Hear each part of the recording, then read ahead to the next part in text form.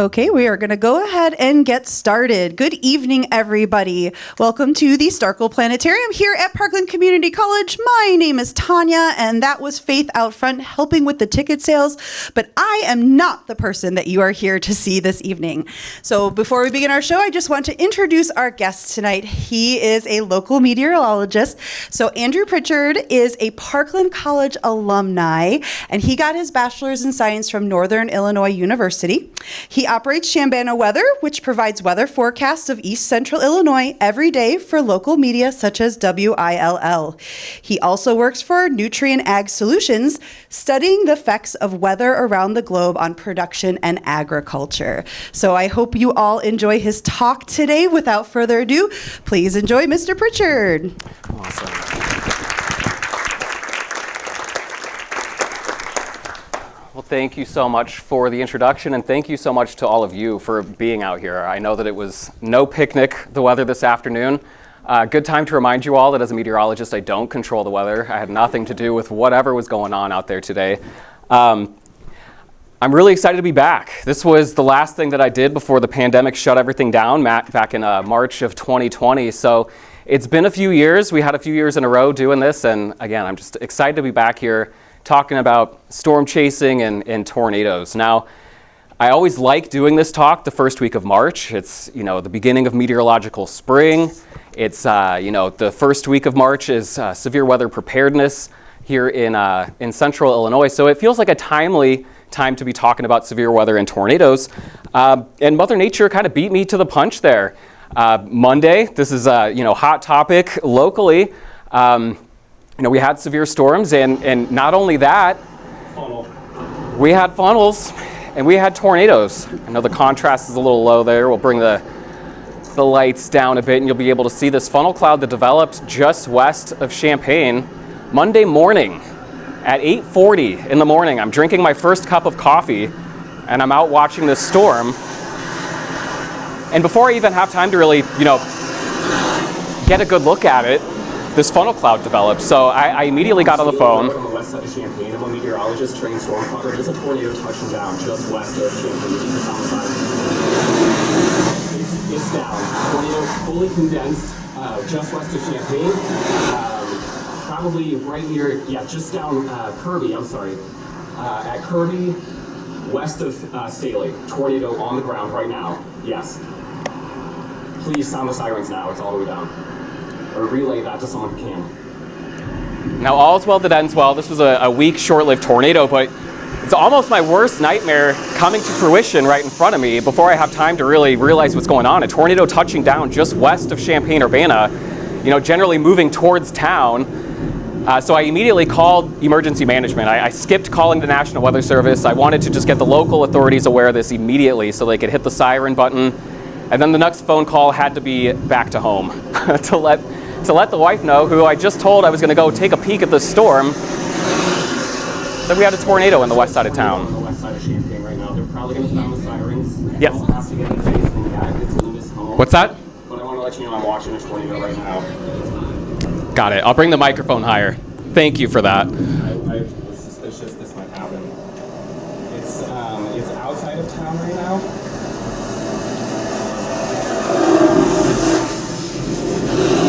Not the most quiet and peaceful foreground that I found, but sometimes you got to do what you got to do and pull the car over on the side of a busy road. There's a close-up of the tornado all the way onto the ground there. This, it was on the ground. It hit nothing that I've been able to confirm. There's a shot here at the end where you can see a couple pieces of white debris.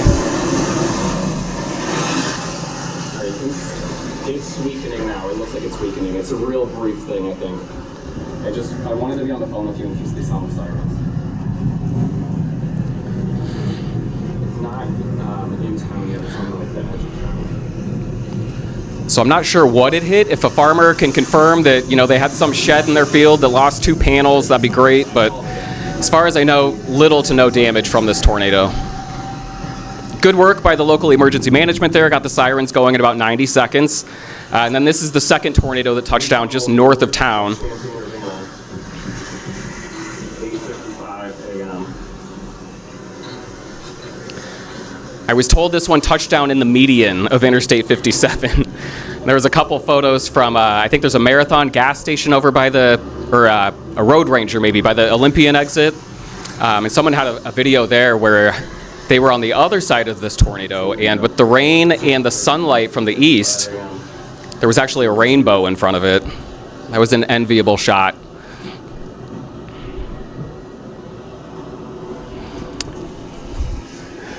Some of my coworkers might recognize that face. That's a former coworker of ours that's watching the tornado off to the north.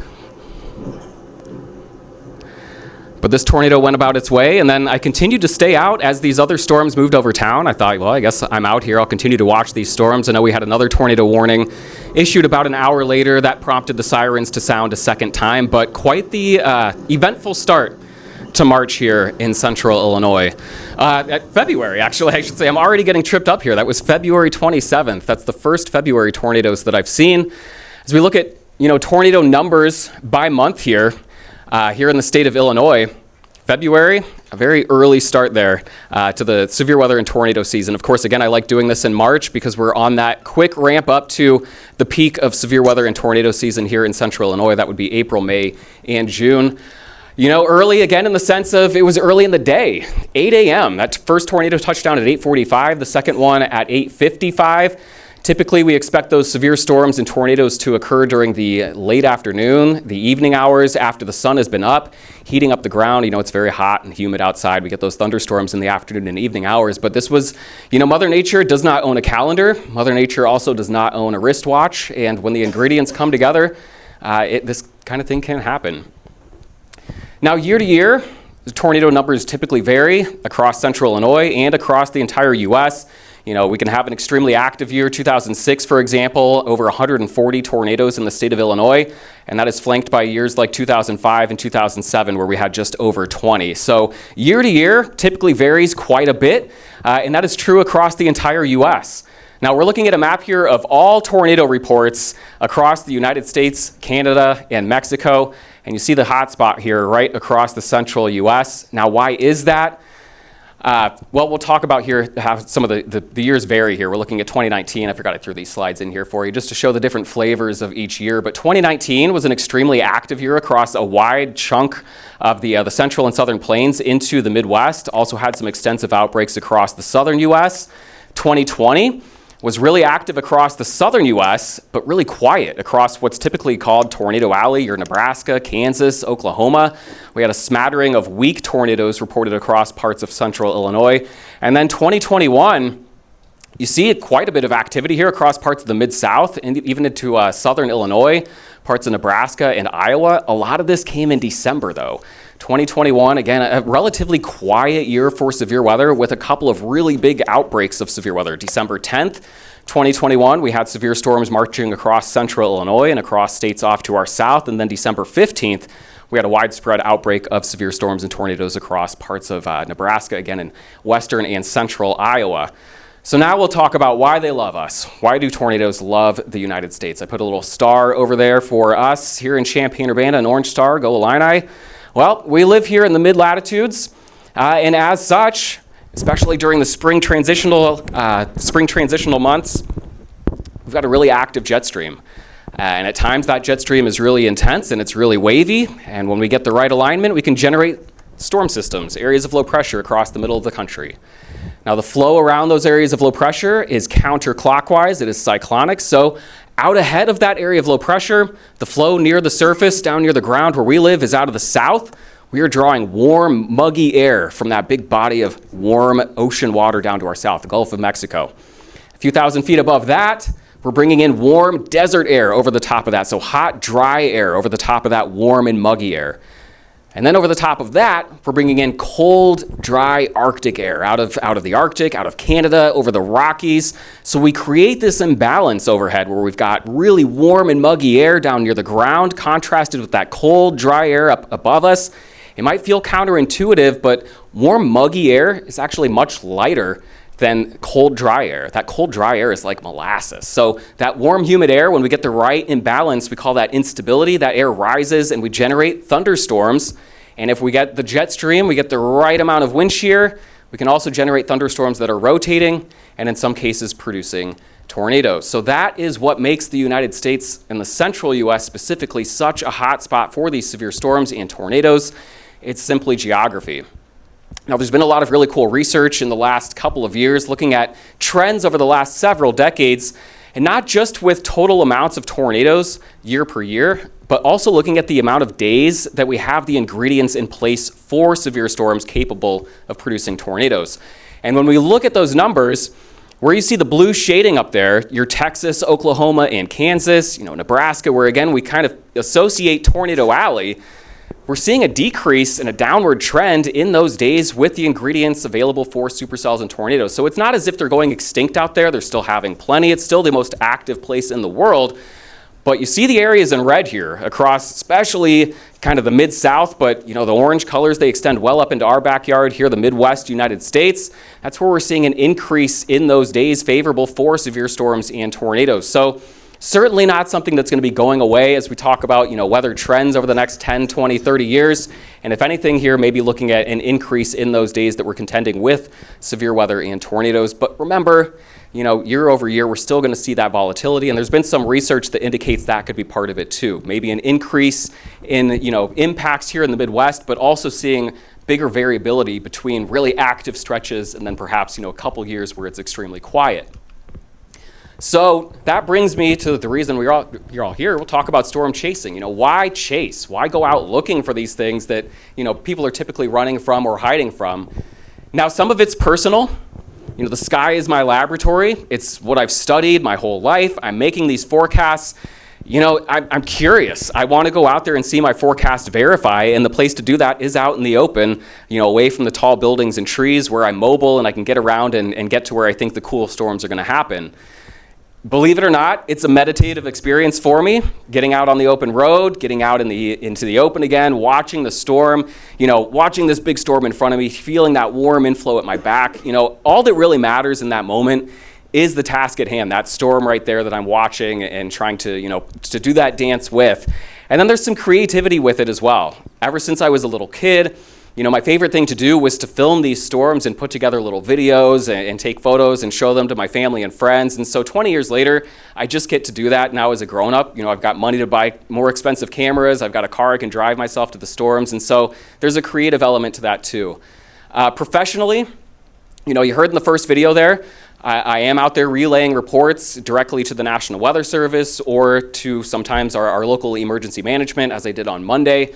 And then, I use this term loosely, rendering aid. I'm certainly not out there saving lives or doing it to save lives, but being out there following these storms, I am typically, some of the first people, other storm chasers as well, are some of the first folks who are arriving, sometimes to communities that have been badly hit by some of these storms. And, to go about that in the right way, and to sort of support some of the work that I've been doing in severe weather safety with Nutrien.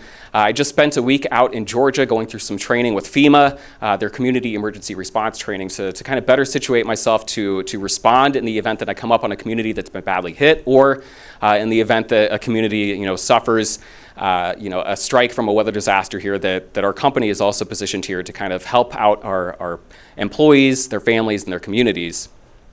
Now, the last bullet point here, social, it's a way to see friends from all corners. My best friend, I've got FaceTimed in here, who lives 90 minutes away. The way that we met was through weather, 15, 20 years ago when we were teenagers.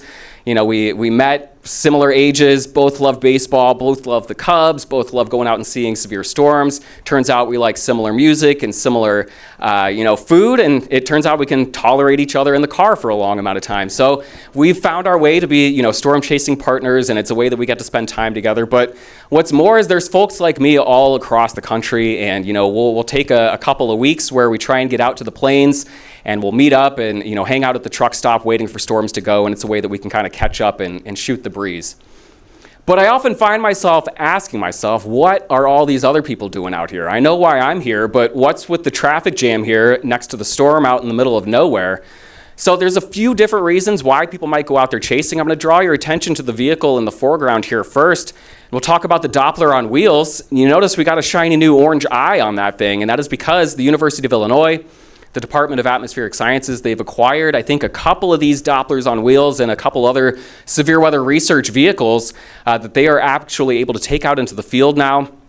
They can position these vehicles right up next to the storm, right next to the tornado, and scan those and get really high resolution imagery here that really has helped kind of revolutionize the way that we think about these supercells and tornadoes and the way that we're able to kind of forecast them as well. We learn a lot about the way that these things behave on the small scale from this really high resolution close range data. You've got your extreme weather content getters. That's Reed Timmer right in the front. That's he's been a friend of mine for probably 15 or 20 years now, and you know he does it extreme. He's made his way around through different shows on the Discovery Channel. He's produced his own. He's been a stringer for AccuWeather, and now he's just kind of doing his own thing, live streaming and getting out there and driving his armored vehicle into the tornado to get those shots and doing all sorts of research as well. You got your TV stations who are out there. You go to Tornado Alley and, Oklahoma City specifically, and whoever gets the shot gets the dollar out there, And so we've got some of the TV stations who are out there with their own vehicles trying to get the video and everything. And now we've also got stations locally, WCIA, they've got the Storm Tracker, Kevin Lighty and Jacob Dickey get out there, and they do a great job. You're in good hands with them as your TV weather source there. And I would argue they are not going out after the dollar and after the hype.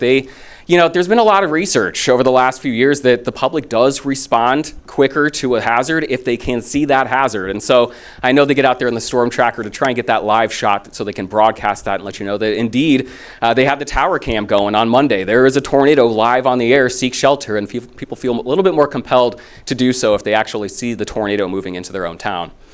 You got tour groups out there. This is College of DuPage. You've got some universities that'll take vans out there. The University of Illinois does that as well. Professor Jeff Frame takes a group of students out there every spring for a week to 10 days. And you've also got hobbyists. You've got tourists. There are paid commercial storm chasing tours. You can pay a couple $1,000 and they'll take care of the logistics, get your hotel, do all the driving, do all the forecasting. You can ride along with a bunch of other people and get driven up to these storms as well if you'd like.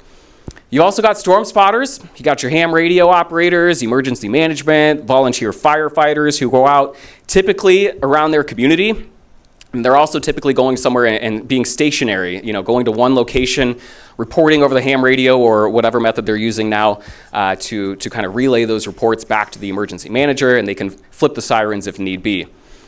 But at the end of the day, a lot of people, they're just normal folks who are just happy to be here, like myself. You got me and my buddy Colin on the left there, the open road in Texas ahead of us. And then here's the after shot, having a couple drinks after seeing a nice Texas tornado, our beverages of choice. I like the regular lime margarita on the rocks.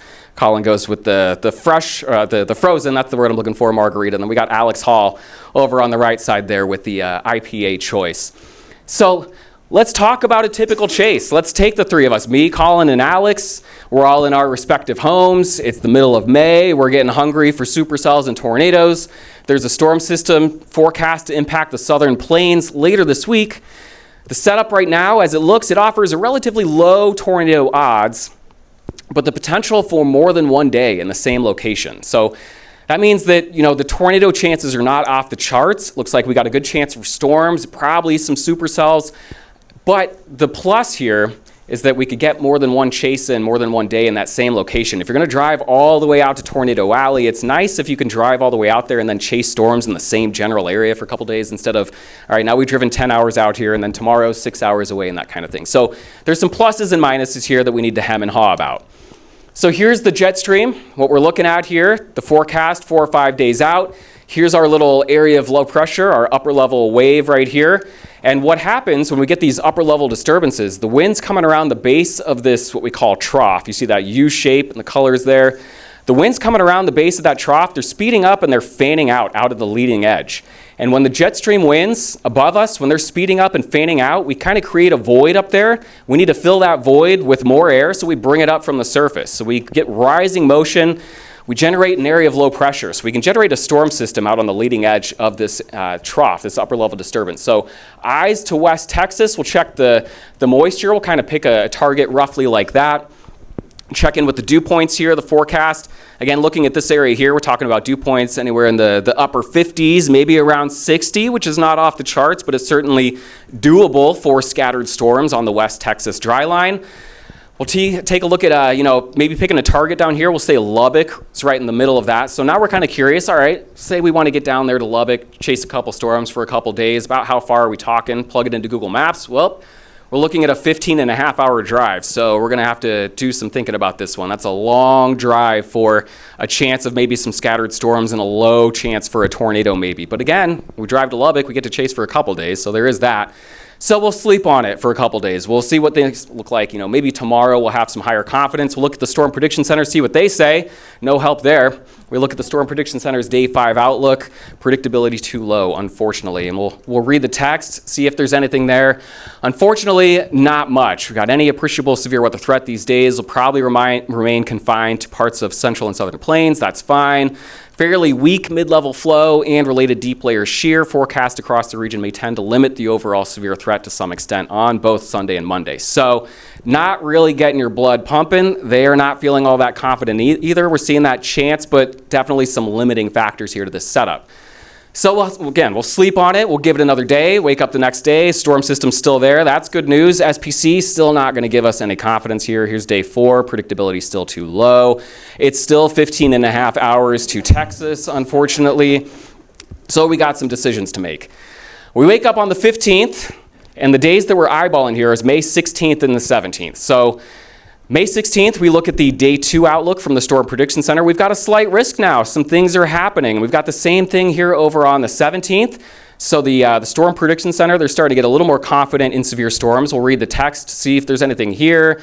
Kind of skim in like I do, looking for that magic word. Oh, supercell or 2 may occur early in the convective evolution. No mention of tornadoes, but all right, day 1, maybe a supercell or 2. I'm just one guy. I just need one supercell, so that sounds fine. May 17th, we'll look at the text there. Make me wait all the way to the bottom of the second paragraph, but there we go. For this reason, we're talking about increased low-level shear. Should become strong enough for tornadoes. The more dominant supercells could produce a tornado or 2. So there we go. We got 2 days now. We're talking about an isolated supercell the 16th, 17th, maybe a chance for tornadoes. 15-and-a-half-hour drive, so we got to, again, start working on that. So here's the plan. Andrew's going to leave Urbana at 6 p.m. on May 15th. Andrew and Colin will then leave Collins in Canton at 8 p.m. The two of us are going to leave Colin's place. We're going to drive to Macomb. We're going to pick up Alex at the train station by 10 p.m. Alex has driven from Brooklyn to Chicago and then taken the train from Chicago to Macomb. And then from there, we will rotate driving shifts through the night, hoping to arrive in West Texas by lunchtime on the 16th. See cool storms the evenings of May 16th and 17th, and then drive back home to Illinois on May 18th. That is the plan. So here we go, May 15th. It is Saturday evening. I said goodbye to the family. I'm in the car, departing Urbana, driving down Interstate 74. 8 p.m., according to plan. I am in Collins now. I have safely tucked my car into his garage in Canton, Illinois. We're riding in his car together to Macomb. Picking up Alex at 10 p.m., right on schedule again. He popped out of that Amtrak chain, jumped in the car, and we began our journey. Driving through the middle of the night. We got some 3 a.m. Kansas Turnpike rumbles, following Alex back to the car. Here's Colin's vehicle that we were taking out there. Get this first light the next morning, 5 a.m. on the Oklahoma-Kansas border. And by 10 a.m., we are in West Texas eating Alsup's burritos, which are famous across storm chasers or with storm chasers. So again, a happy sight. We can finally rest. This is a good sky. If you're a storm chaser, waking up that morning, you see that blue sky, but it's kind of broken with those ragged cumulus clouds. That's indicative of that moisture coming in. So that's a great looking sky. We are happy. We are eating burritos. And other things happened. We've got new outlooks now. It's the morning of the 16th. May 16th, our outlook now, this is the day 1 outlook. We're down here in West Texas. We've still got our slight risk, but tomorrow we got an upgrade. Now we've got an enhanced risk. So, hey, the vibes continue to increase. We'll read the discussion here, similar to yesterday. I wasn't here yesterday, so I don't care about that. We're going to keep scanning. And we're still talking about a few supercells capable of large hail. That's fine. Still no mention of tornadoes. That's fine. I kind of have a suspicion there is a small chance we could see one, though. I kind of like the Lubbock area. That's what we've targeted there. I think there's a sneaky chance that we could get with that, I mentioned the moisture, and I'm going to come back to this. The moisture was a little low. But there's something that kind of special happens if you can get that just enough moisture, where you can get a real clean supercell on that dry line, real photogenic is what I mean, just really jaw-dropping photo imagery. So that's what I'm kind of trying to manifest here, is this really isolated supercell that could maybe produce a photogenic tornado that evening. We'll look at the discussion for the next day, though. What do we have in our back pocket? Initial storms tomorrow, capable of very large hail and a couple of tornadoes. Tornado potential likely be maximized near where outflow from Sunday night's convection intersects with the dry line. So Sunday is the day one here, the 16th. So we're talking about the storms that will chase today, lasting into the overnight, and then setting up a boundary for storms to kind of tap into and maybe enhance their ability to produce tornadoes tomorrow. So now it feels like you're playing with house money. We've got storms in the forecast today, but we know that tomorrow's the bigger day. So if we screw up today, it's maybe okay, we'll get them tomorrow. So here's the plan now, the new plan as of Monday or May 16th in the morning. We're going to throw a baseball around, we're going to eat more burritos, we're going to wait for storms, and the plan that evening then, see a photogenic supercell, maybe a tornado, if my suspicions are right. I have dragged us all the way here after all. And tomorrow, we're definitely seeing a tornado on May 17th. So, 6:30 p.m., storms form, and it's decision time. We've been in Lubbock, hanging out just south of there. We've unfortunately got a problem, though. We're in the Lubbock area where this blue circle is. Storms are forming north, and storms are forming south. To the north, we have slightly stronger shear. We've got less moisture and less instability. To the south, we've got better moisture, more instability, and enough wind shear. So, kind of think about it for a little bit, and I kind of have a grievance here. Neither was my target. I wanted the storm to form here in the Lubbock area because that's where I thought we had the best chance of a sneaky, supercell and tornado. We decide, let's go south. We got the better combination, we think, to the south. So we depart Lubbock. We've got storms on the horizon, developing storms. This is a wonderful sight to a storm chaser. You got storms developing on the horizon, these bubbly cauliflower-looking clouds on the horizon. An hour passes, it's 7:30, and why does this feel bad? We've driven an hour. We're not getting any closer to what's going on down south. What's going on up north now? Those weak little, isolated storms are now one lone supercell. So we've driven an hour away from Lubbock. We've got these scattered storms which are well south of the interstate down here. So we're getting into, out of the beautiful West Texas and down into the middle of nowhere in central Texas.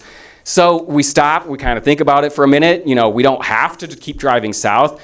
We could maybe turn around now and drive back north toward Lubbock and get to this storm, just before sunset. It might be nice, maybe that's the photogenic storm we've been looking for. So kind of decision time. This is the storm off to the south. Are we going to keep going? Maybe never getting out ahead of this thing before the sun sets? Or should we just turn around, retrace our steps, waste another hour, and drive back to Lubbock?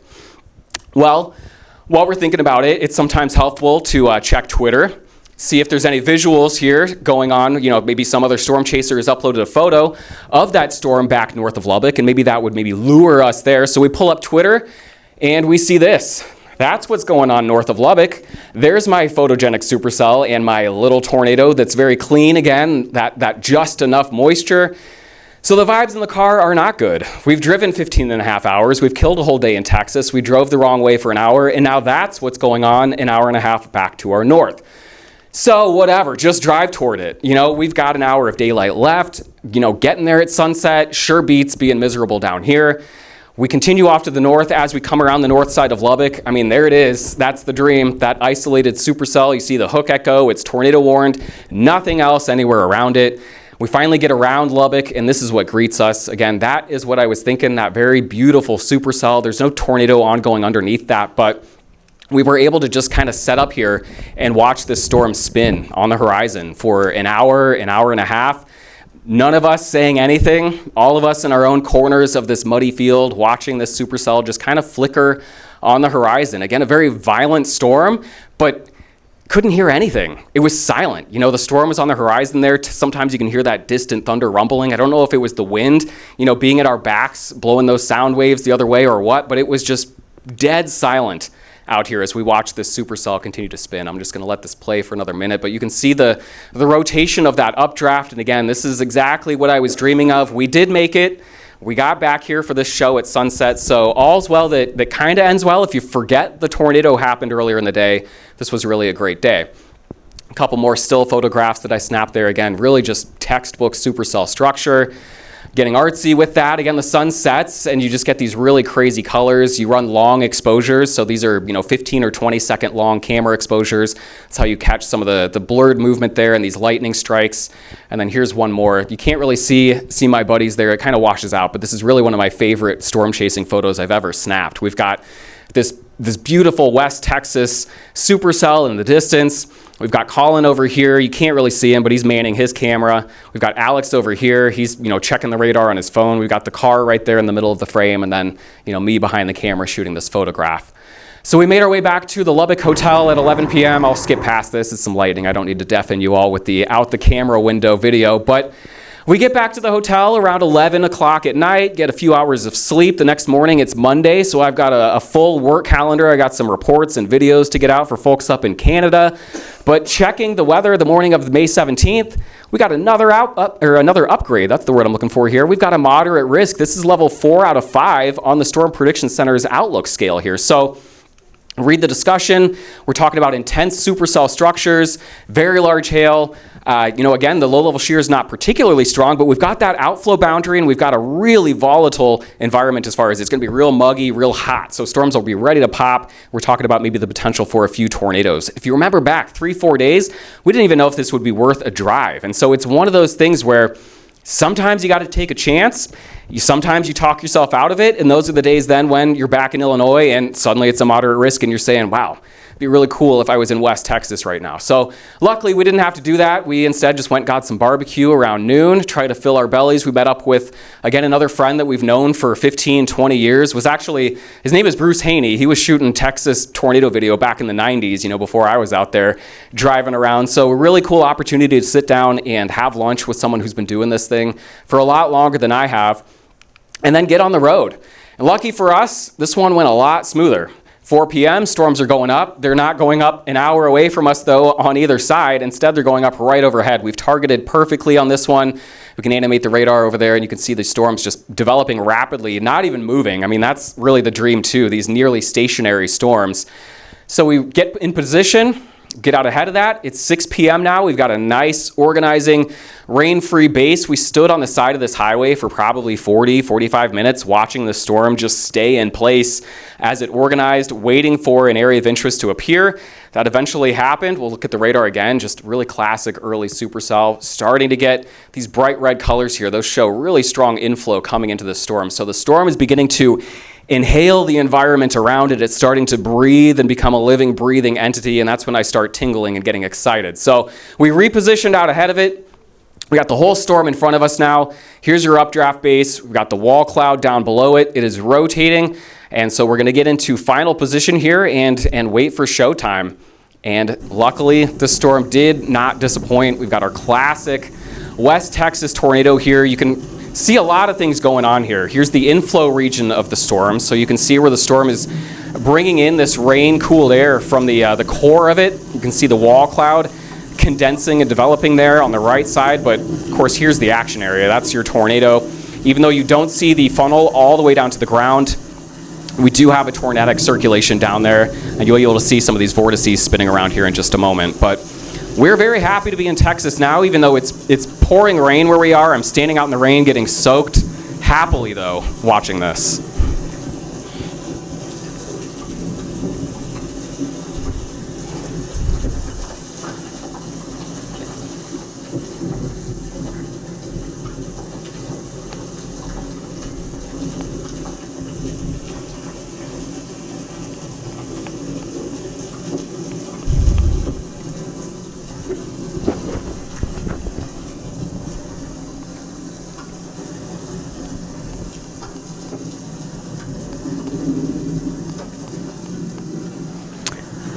This is another wide shot. This is what I like. More power to the folks who want to be inside the tornado or right next to it, but I love to just sit back and watch the whole storm, watch the whole tornado in front of me, just like this, and not have to be moving.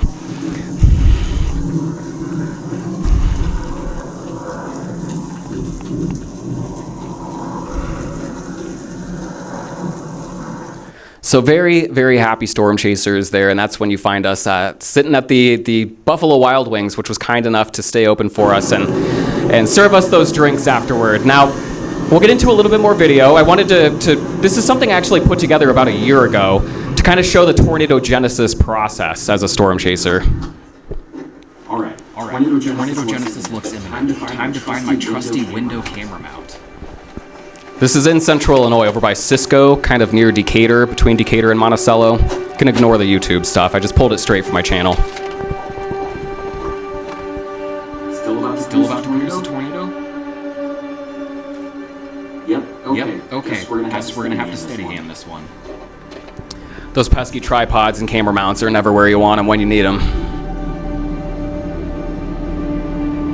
So here's your wall cloud. You've got kind of rising motion right in the core of that. Look at this cloud. So this is pretty textbook. You've got what's also called the rear flank downdraft, this kind of clear area you saw up above it wrapping around, kind of just carves out this whole tornado cyclone that you see rotating.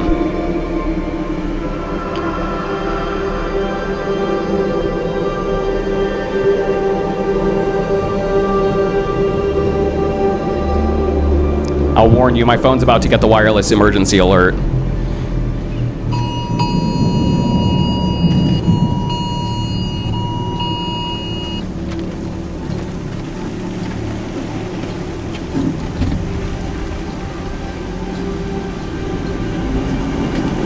Doing that dance, reposition before the tornado forms.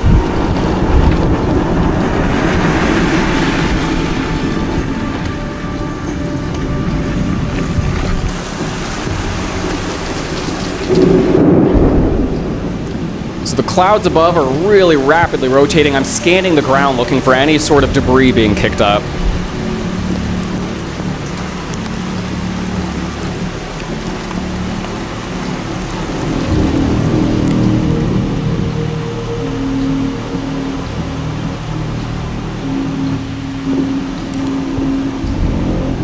There it is.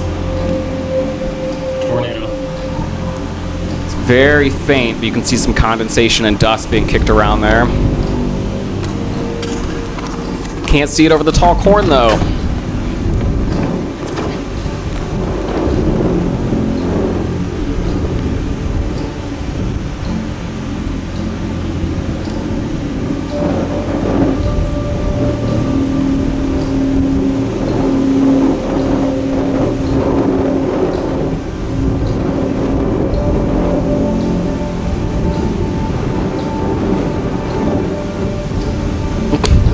Don't want the hat to blow away. Whoop.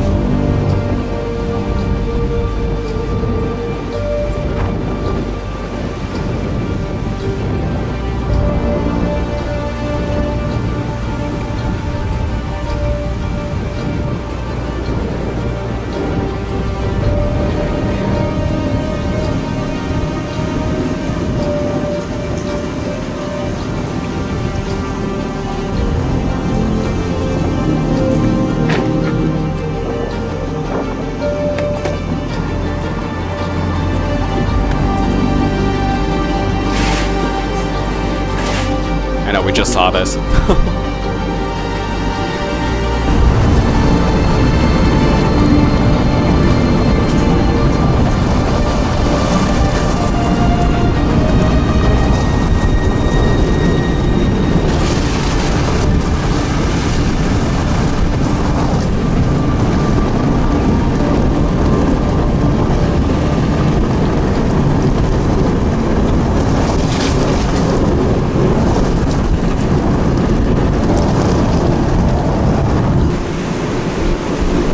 Significant tornado developing.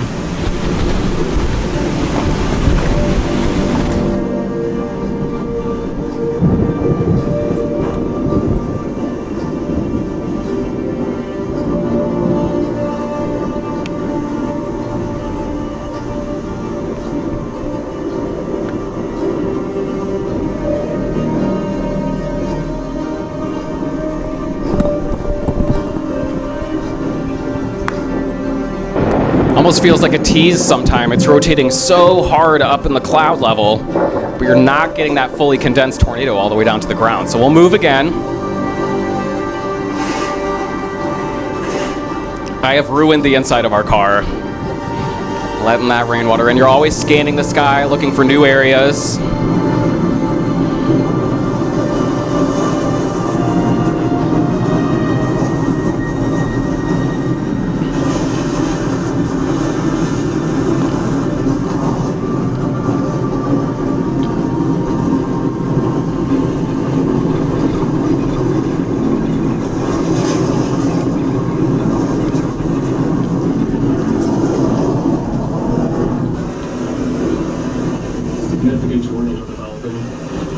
It's kind of tough to see. We've got a funnel that's developed here. It's kind of a big bowl shape, but sometimes it's like that. You get a very strong rotating wall cloud or a funnel cloud here, and this was all that it would give me, this funnel cloud aloft. We had circulation down near the ground, some storm chasers who were closer. There was a small farm that was hit here. Pretty minor damage, but it's really hard to tell sometimes if you're going to get a storm that's actually going to plant that significant tornado, or if it's going to just kind of tease you like that, and we just don't know the answers there sometimes. So now that it's been a couple years, so I just wanted to leave you with some of my favorite clips over the last couple of years of storm chasing. Take you back to 2020. This is July 15th, south of Springfield near Divernon, Illinois. Colin and I are in our own separate vehicles. We're in the height of the pandemic here, so we're in 2 vehicles following the storm. And this is an example of how quickly things can change. Nothing going on, nothing going on. The storm has been a rainy mess all day.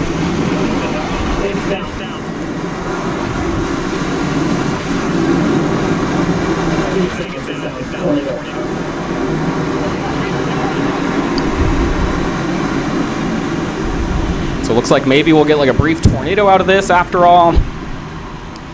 Slow down, get my bearings.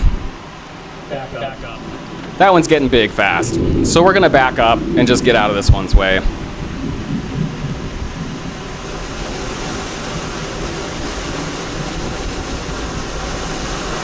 Large tornado.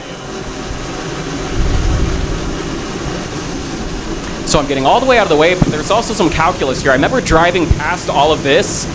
I know that wrapping around this tornado may be some strong winds. I don't want any flying debris or potential flying debris behind me.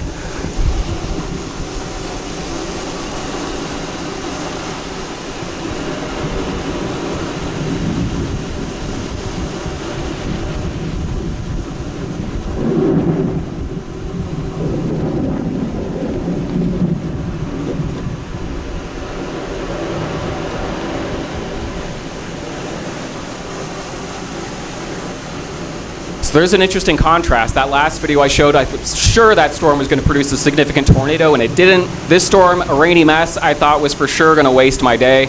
And here you go. Very different outcomes.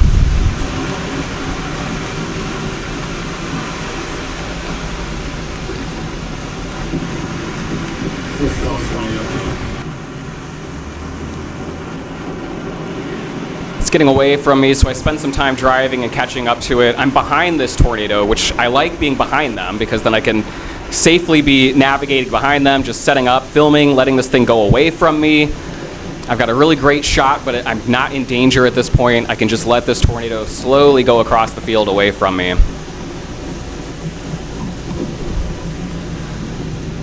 And would you believe it that the Wind Lab here from the University of Illinois, a bunch of folks who like to research thunderstorm wind damage, went out to where this tornado touched down the next day, and there was hardly any evidence that it existed at all. You know, even the crops that were in the area here had stood right back up. It didn't hit anything.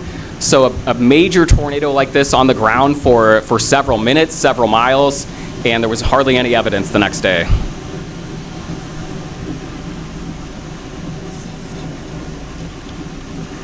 I had my window mount this time, so I'm just frantically messing with all my electronics in the car. My phone's messing up. I'm taking you to Iowa now.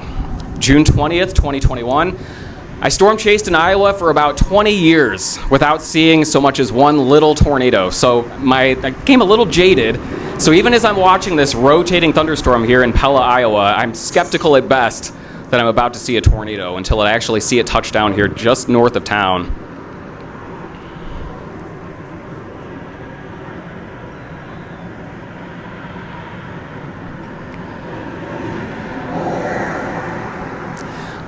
A bit of an uneasy feeling filming this one because we're actually on the edge of town here in Pella. So I'm watching this tornado organize, and it's moving toward town. So that's never what you want to see.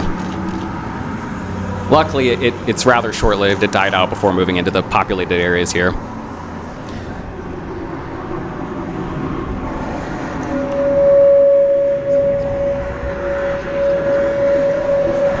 We'll see some debris lofted over here in just a moment. And we're trying to hammer out our next move now.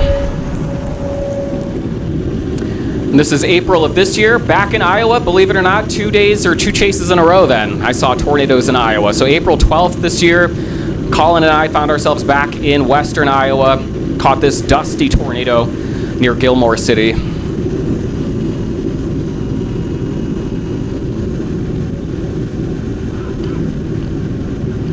Really nice to see the structure of the supercell up above it too. Really classic look. This was another one of those days too where it was kind of just enough of the ingredients. Do we go? Is there just enough for a storm, or will it be a bust, meaning no storms form? Another day that we're glad that we went.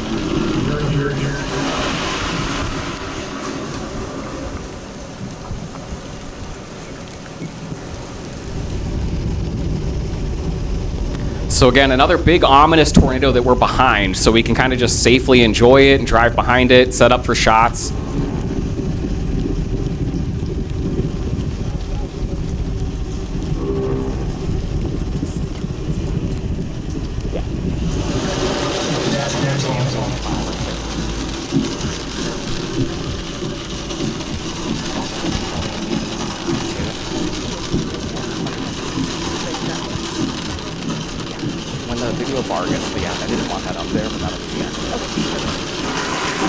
So after this, we went into town and got pummeled by baseball-sized hail. We're parked underneath a gas station canopy here so we can film it.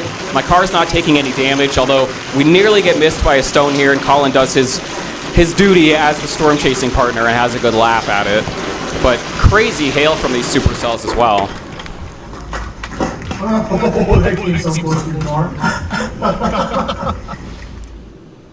All right, back to Illinois. December. Speaking of Mother Nature not owning a calendar, December 1st, 2018.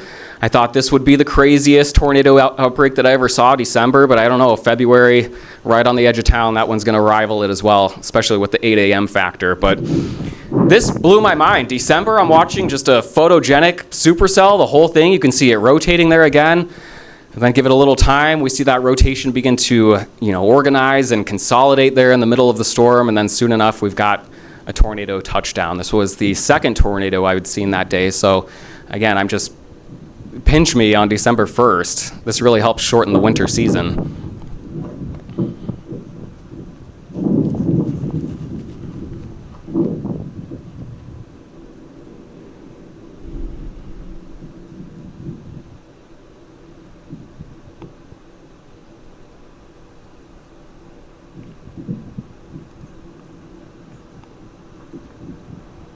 Another one of those where you've got good rotation up at the cloud base and then kind of a mix there of the tornado being visible between the cloud and the ground. This is the same storm just about an hour north up towards Beardstown. Watching another just classic tornado develop here. That really photogenic funnel cloud with the cumulus and blue sky in the background.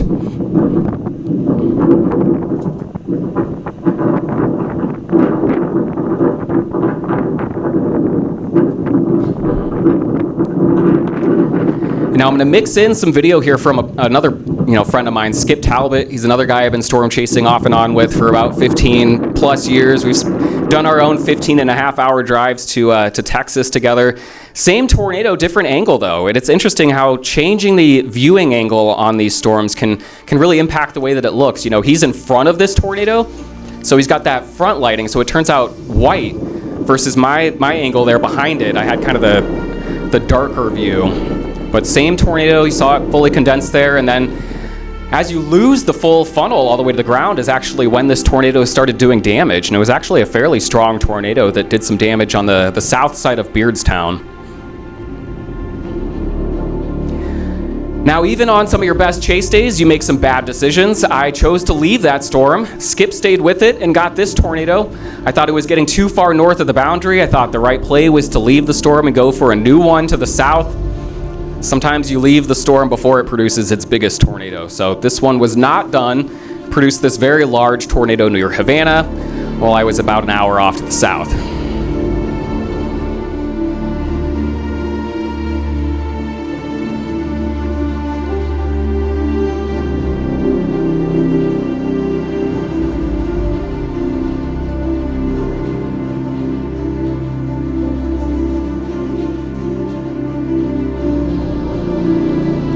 Another February tornado, February 28th, 2017. This is near Washburn, Illinois, kind of up northeast of Peoria, not far away. This was a day we had an enhanced risk of severe weather in our backyard as well. We're not the ones that saw the tornadoes develop.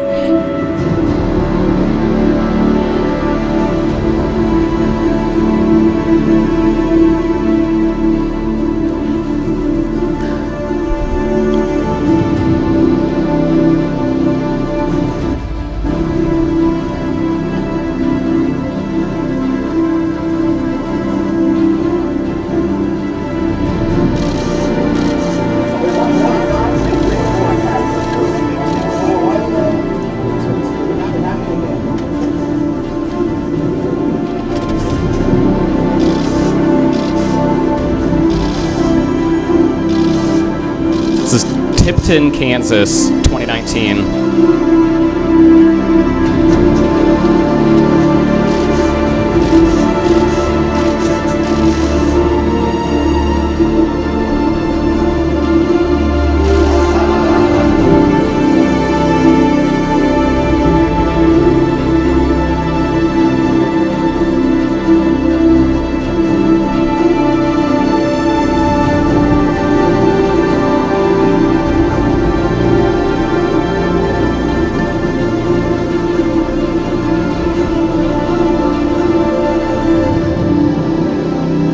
I'll leave you all with our own little Champagne tornado just 5 days ago.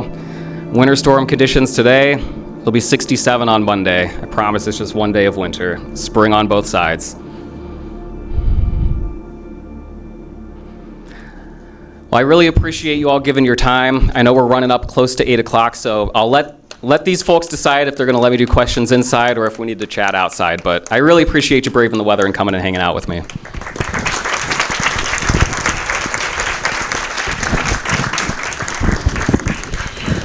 Okay, thank you. So I think we do have time to do just a few questions here in the Dome because sometimes it's nice to hear people's questions and answers because you may have the same one.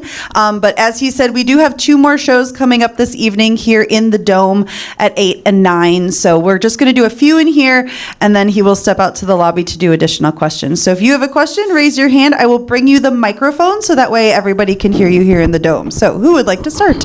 Perfect. Okay. Coming to the back here. Those tornadoes beginning in the week, were they EF1s? I believe those ones are going to go down as EFUs, which is unconfirmed because it did not hit anything.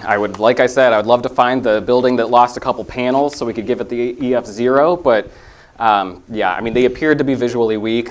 I wouldn't imagine if they hit anything would be doing much more than EF1, but as they hit nothing, they get an EFU. Okay.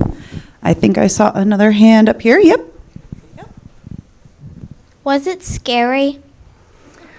I mean, I try and stay out of the situations that make me scary. I mean, you are dealing with Mother Nature, and I don't always know what's going to happen, but there are ways that I can keep myself pretty safe around these storms, and I've also been doing it for a long time, so I try not to get too confident, but I feel pretty comfortable being around these storms for the most part, which is not how a lot of people feel around them. So I can understand that might be surprising, but I usually feel pretty chill, and you can ask Colin, the guy I typically go storm chasing with. He said that's what makes me a great person to be with, is that my pulse is always very low, even when we've got a tornado going on.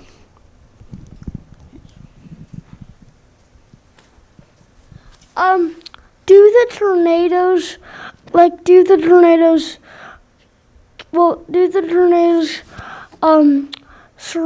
surround half of the area where some people can be at home? Do tornadoes ever surround them? Oh, I see, kind of rotate around them or something like that. I don't think anything that wild would happen, but sometimes you can get these tornadoes that are actually made up of smaller tornadoes, and they kind of spin around them, around themselves. And so you can see some stuff kind of like that.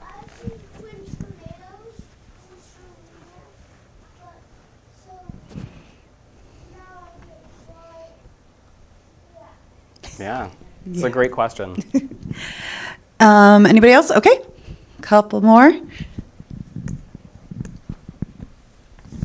So obviously you don't have an armored vehicle, but what armors a vehicle when they do have the armored vehicles? Yeah. And it is just so that it doesn't, when it blows over, it doesn't. That's a great question. Crash or and something? Sometimes I like to go more in depth with that, but in the name of time, I had to cut some stuff out. But Reed and some of those guys, can't remember the name of the stuff they put on there, but Reed actually deconstructed an SUV and had a bunch of money put into putting literal steel and armor on the side of it. They have Lexan bulletproof windows that they roll up as well.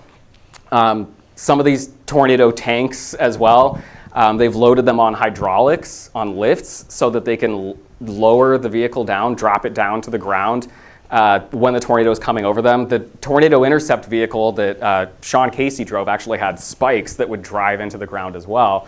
So trying to not let the wind get under it, plating it with whatever kind of armor they want to do that. Some people just put coating on there. There's coating you can do to protect it from hail and that kind of thing. But then the bulletproof glass and all of that. So it's not cheap, and it looks cool, but you talk to those guys and they're all breathing in brake dust and the AC doesn't work and it's leaking and stuff like that. And it's a miserable experience to be inside those vehicles, but that's what they do. And I'm fine with the Subaru Forester and just not getting in the way of the tornado. And I've never lost a windshield from hail. I just don't drive into the big hail. So anyway, the four-wheel drive and the good gas mileage is good for me.